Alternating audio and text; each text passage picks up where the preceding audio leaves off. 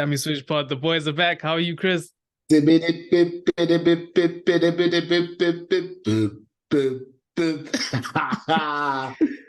Pokina. Oh, yeah. But I mean, it's in Kalakata that plays every time we break their hearts. So maybe we should have started with that one. But the Dan Carters of podcasting back. You saw Dan Carter brought us our trophy back. I told you. He was just giving it back. That's all. He was just bringing it back. But wow, what a game. What a game. What a game. Before we get into it, church announcements, we're on Spotify. You can catch us there. We're on Apple Podcasts. You can catch us there. And first of all, I'd like to congratulate Coach of the Year, Player of the Year, all these nations that have players in Team of the Year. Let's give them their congratulations before we soak in ours. Yeah, congrats. I guess congrats to them. I guess it's congrats to them, because the main one is the main one. The main thing is the main thing at the end of the day, because you don't really remember off the bat who was the last player of the year and whatnot. You know what I mean? But you remember who the last champion is, so good for them. I mean, exactly that. It's exactly that. And I have to say, if we start on this game, it came backdrop 7-1 split. Boks been dropped. We didn't, obviously there's no scrum off, there's no Reynach off the bench, there's no Williams off the bench. It was risky. It's the tactic that we started against them, and it's a full circle moment that we bring it to the final. Yeah.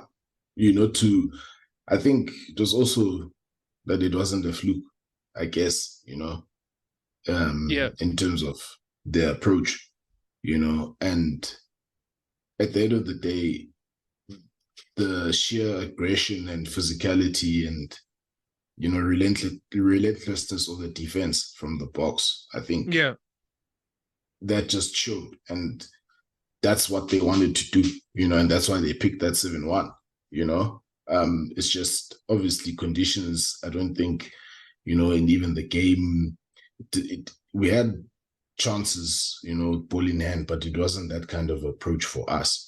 That was just I want to highlight that. We're gonna try. I want to highlight that as well, because we did have chance ball in hand. We did, especially there was a period after halftime where Kolisi could have got in, Arnster dropped the ball on the line. We looked dangerous that beginning of the second half. Then they decided, no, we need to even things out a bit. We need to give Kolisi this yellow, because you've given 2 yellows upgraded to a red, so we need to even it out a bit. But let's not talk about that.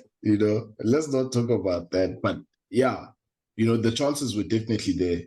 And look, we didn't take them from a try scoring perspective, but we came away with points. In terms of I don't think a second half we really didn't come away with anything, but I'm just saying in the first, when we got into there, we came away with points. We had opportunities, we took them. They had their chances, they didn't take them, at the end of the day, because ball in hand, their backs let them down. I think their forwards stood up. They gave their backs an opportunity to have a go.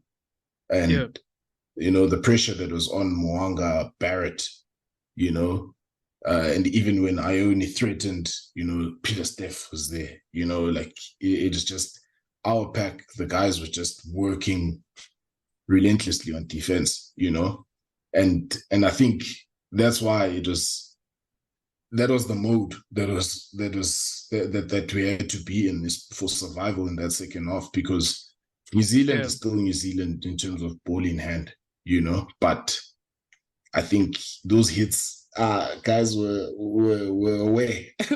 They were away, But I mean, it's like once it got upgraded to a Reds, once Sam Kane hit into Jesse Creel's chiseled jaw, once he did a bit of face reconstruction there, it was almost, they flipped the switch to say, we're not trying to hold on anymore. You know, because it's like before you've got 14 men, you're trying to hold on until the guy can come back. It's no longer we're not trying to hold on anymore. We just got to flip a switch and we just got to play like this. That's when Talia started to turn up. That's when some guys really started to put their hands up and get involved. And that's why I say the defense. At the end, the defense is what wins you championships, and that's what the Boks had to do. You know, regardless of the advantage in numbers that they had, is that, you know, New Zealand are always going to play with the ball, you know, because number one, their kicking game, I think it didn't really work out as well for them, especially even from the restarts as well. You know, we were getting good meters, but in general play as well, we were able to get out, you know, push the play back to say, okay, set it on halfway. Just always the game was... Our restarts were no frills. Our restarts were no frills. There was no second phase. It was just get the ball out. And I feel like you said, defensive pattern, it was basics for us. Basics. Kicker. Libbok dropped, although he's my guy. I would have liked to see him in this tournament. People will say it's because of rain, it's because of this, it's because of that, it's because of the game plan. The fact of the matter is he played in the rain the week before and he didn't play well. So you can say it's the rain, but he didn't play well in the rain. If he had played well in the rain, he would have played. Yeah, he would have played. You know, when you think about that, good move by the coaches. I wasn't against it. I must say I wasn't against it. You were, and we had the better kicking game on the day. Definitely. I mean, we had, you know, he's the ultimate jock, the Tom Brady of rugby, you know, Andre Pollard. And he's just delivered, you know. He's just delivered, and, you know, ice cold, cool, you know, in terms of what he needed to do, you know, when required, you know. And that's what I keep saying, is that, you know, he did what was required, because at the end of the day, what he did was exactly what was needed, you know, to ensure that we got the win. And yeah, you know, yes, you can have a case for other players and whatever, but, you know, only they know, you know. That's the thing, is that only they know, you know. At the end of the day, it's only they know what they were doing, you know. The rest of us were just, you know, making calls, but they knew what they were doing and the outcomes that they were looking for, and they got them, you know. And, you know, the blueprint of actual Jock Nienaber in terms of defense, you know. I think for him, that's also full circle, that, you know, that's what's won him as a head coach a World Cup, you know, in that respect. And yeah, you know, it's just, these guys just, and his defense, you know, his defense from a big hits point of view, his defense from 13 and the wing in good communications. There was a lot of times where they try and hit Jesse Crew with that behind the back pass, but he holds off just enough to make the cover tackle. Good decision making. And then it's also defense in terms of just the fight in the ruck, just the fight in contact, just ripping the ball. And you have to say, that's, for me, defense won us this game, and our kick chase was much improved, and the way that we were competing for the ball in the air was much improved from, let's say, the France game. Yeah, and just in their faces, I think, didn't allow them. You know, I think we even said it in last week that, you know, you're only as good as the opposition allows you to play, and the Boks didn't allow them to come at them. You know, they went at them, you know, because once you give them that tempo, that time, that space, you know, once you give them that, they're good, you know, but take that away, you know, that away. And that's what the Boks did, you know. And as much as New Zealand did have their chances, but because of that factor, you know, that big hits factor that is just in the air, you know, because Peter Steph was laying into guys. He was laying into, especially Barrett. You know, he got well acquainted with Peter Steph's shoulders, you know, and it's just that, I think the presence of that physicality of the Boks was just too much. Loose forwards, it was a big shift. Dwayne as well. Mostert, the guy works.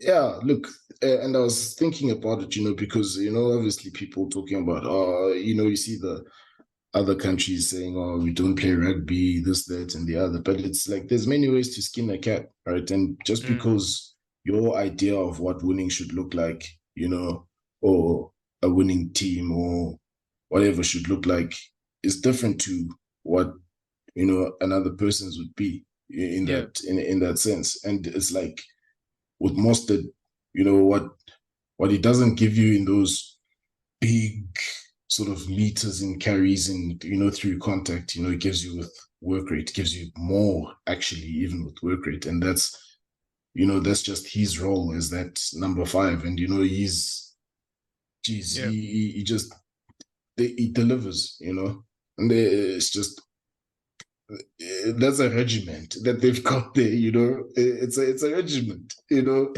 It is, when you think about it, it's a regiment. These guys are running a military over there, and the guys know what their job is and they're executing, man, like soldiers, because that was soldier was.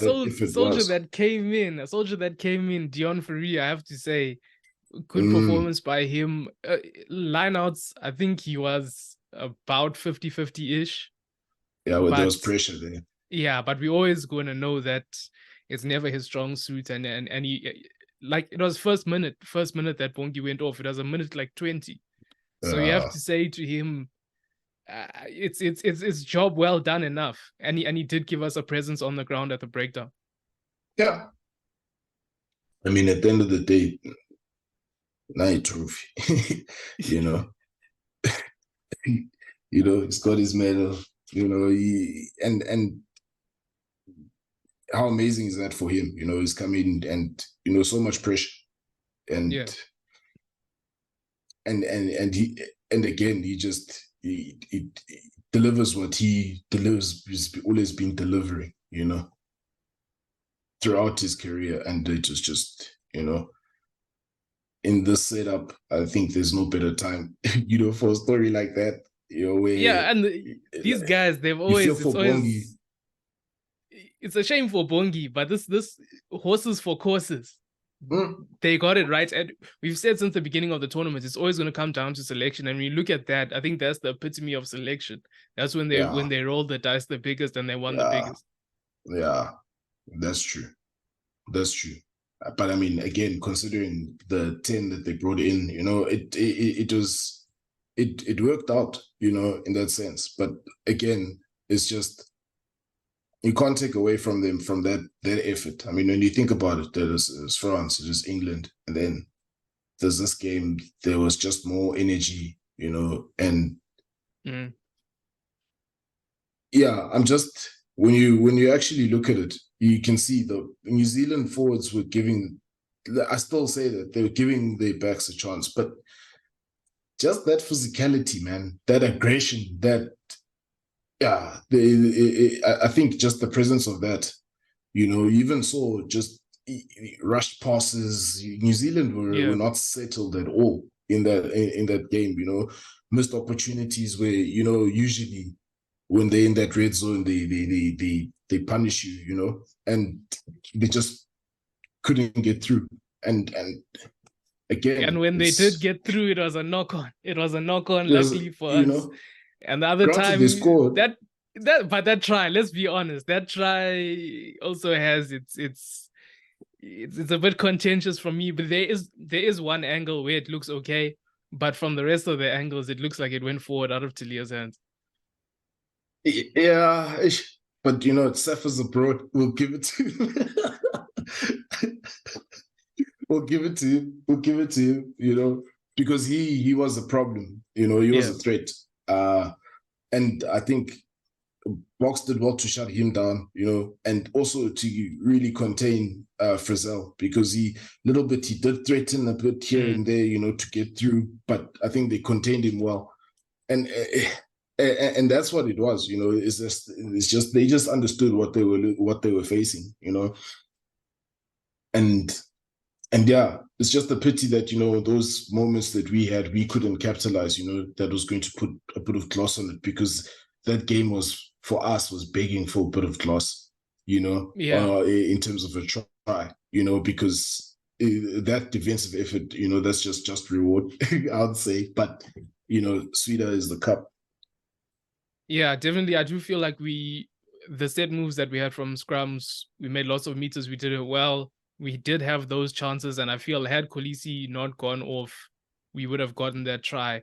But I will say though, we can't, this thing of going for drop goals, I think there were 4 drop goal attempts in this game. Like, no, we can't do that thing. Just play, let the game play the game. We'll get the Yeah, chances. Damian yeah. Willems, since when has Damian Willems been doing drops from halfway? Mm. It's one of those things where there was a time where even Pollard did one, and it's just like, no, if we were in good territory there, if we had just carried on playing the ball, Yeah. maybe we would have even got a penalty. Yeah, true. There's that, but I think also probably the understanding of, okay, let's, no matter how, let's try and get points, because that was, scoreboard pressure. I understand that sort of thinking, and also, it does force that the worst case forces that restart, or, they kick it, they kick it out, or they try and play you trap them in their own 22. But Willems's one was from a goal line dropout, which then turned into a 22 drop. So you're losing 20 meters there. That's my issue, is that you're losing 20 meters there. Understood. But again, nitpicking, we got over the line. It was done well enough.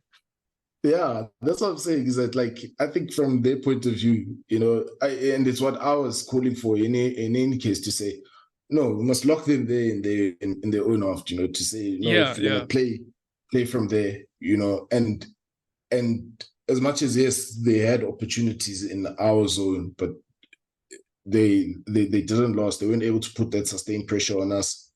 I think we did pretty well. They weren't accurate. They'll know that they weren't accurate, and on the day when you look at it, they weren't accurate enough or good enough to get that win, and we just were, because when we had opportunity. The Sam Cane red card came from a missed line out of this. So if you want to talk execution, you're in the Springbok 22. They get a line out, goes over. Yeah, Creel gets the ball. That's where he puts in that shot. So, like you say, it comes from their lack of execution. Yeah, they didn't execute. So on the day, it's just the pressure. I think if you look at it really, the pressure.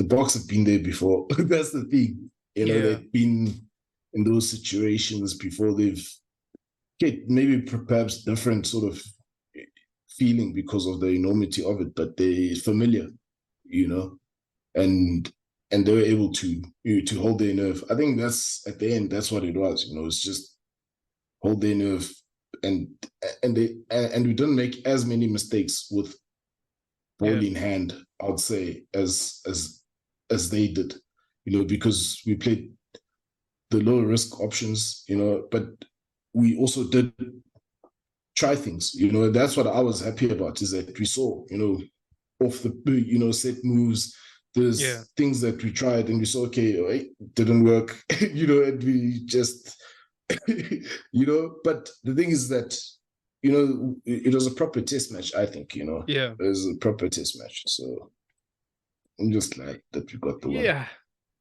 And from New Zealand, the pressure from the backs as well. I think the like you said, communication outside center wing, the way they were able to just shift off, and then still shift off, press up, it was good work, from Jesse Creel. Must give him credit there, and the wingers, because we thought maybe Ken and Moody would play, but the coaches knew, what they were getting, from Kirkley, and you saw what he did, try saving tackle, because they were on advantage, and it's easy there to switch off because, you're already under the pump, but he just kept on, fighting and made sure that he killed that. And from a New Zealand point of view, you have to wonder. I know down to 14 men, you're gonna try and roll the dice and play and go for it. But they did go for the maul a number of times. Maybe if they had taken points earlier in the game, missed kicks as well. There's you feel like, they left some points out there that they possibly could have got.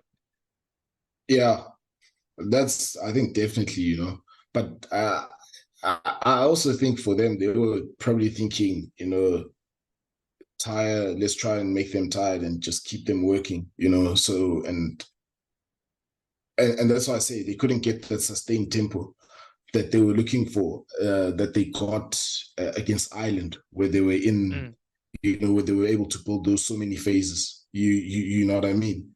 And I think that's where they got trapped in their own sort of, in their own plan, where they thought that was all that they were going to need to beat the Boks. But I don't think they had an answer for, okay, what if that doesn't work? What then do you do? I don't think even that mindset was even there on a different plan.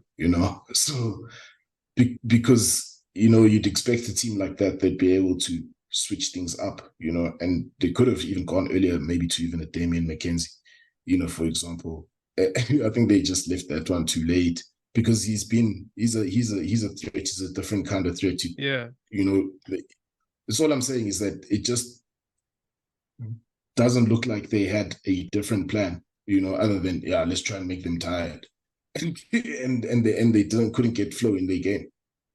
To that same point, the biggest blessing I have to say in this game was they took off Aaron Smith at 65 minutes.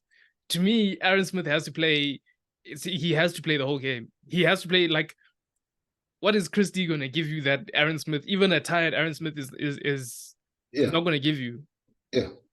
That's sometimes where this whole rotations, bomb squad, bringing in players, sometimes you overcomplicate things and your best players have to stay on the whole game. Yeah. That's that's why it doesn't work for everybody. It doesn't work for everybody. Let's be honest. And in that situation, I think, yes, because Aaron Smith is a World Cup winner. He's been in those types of games. Yeah. And I think he was starting to get some sort of a, little bit of a flow, not too much, but things were starting to move. And then I think they probably thought, okay, Christie, fresher legs, because things are starting to move, not realizing the person that's making it move is Aaron Smith, because he was barking at those guys, and once he starts getting louder and louder, and that's when they start getting into that groove, into their work. And Christie didn't really have an impact at all, other than just trying to get that ball out as quickly as possible, and question that there, but good for us, good for us. Yeah, good for us. Can't complain, man. But yeah, where to from here? Speculation, Rassie, Ninhava, what's going to happen from here? What do you think will happen? I think, for me, I think it's that chance, like I say, for the dynasty, because, why not promote from within, and then also bring somebody else inside, like they did with Deon Davids. Obviously, I think they're going to do it because I think Felix Jones he's going. So there's vacancies, so they're going to, obviously, I think we're going to see some fresh blood come in there. I'm excited to see who, is going to be in there in the mix. And if Rassie's still director, then I think we can expect more innovation, more growth, I think, surely, because I think it's also one of the things that he did say, it was, why must it be, after every, what was it, 12 years at the time that, win the World Cup, and whatnot, why? And now he's gotten them to that zone where it's like, okay, it's back to back, first to four, you trendsetters, and everybody loves to hate the Springboks. and you got to ride on that and then just keep growing the game, which I think that they have done. They've brought a lot of different things to, ideas to how he sees the game, and especially from a South African context. So, yeah, it's exciting. I think Stick maybe is going to be, I maybe. don't think so. I don't think they'll give it to him. But anyone, they just mustn't bring in Cash Van Rooyen there. Anyone but Cash. I'm excited to see someone there, but anyone but him. I don't think Stick will get it. But why not? You want to see the Lions results there? No, thank you. No, thank you. No, thank you. No, but I mean, the thing is, Rassie will still be director of rugby, No, that's one thing Rassie can't turn into a win. That's one thing. I'm sorry, he can't. He can't. You never Even these know, guys, man. I saw Marvin Ori is back to club duty. They must let these guys rest. They must let them party and enjoy a few beverages. I don't want to see any of them playing in the URC for a while. Yeah. But I'm just saying, you never know. It'll be good to see, I mean, it'll be good to see, Quarters. Any closing remarks from you, Chris? At the end of the day, all that matters is whose name's on the truth. That's all that matters. They can say whatever. Yeah, and I think that's been the story of this 4-year cycle, and that's it from us. That's it from me, Payme and Willem. Eben Betsabet. Thanks for watching, guys. Thanks for listening.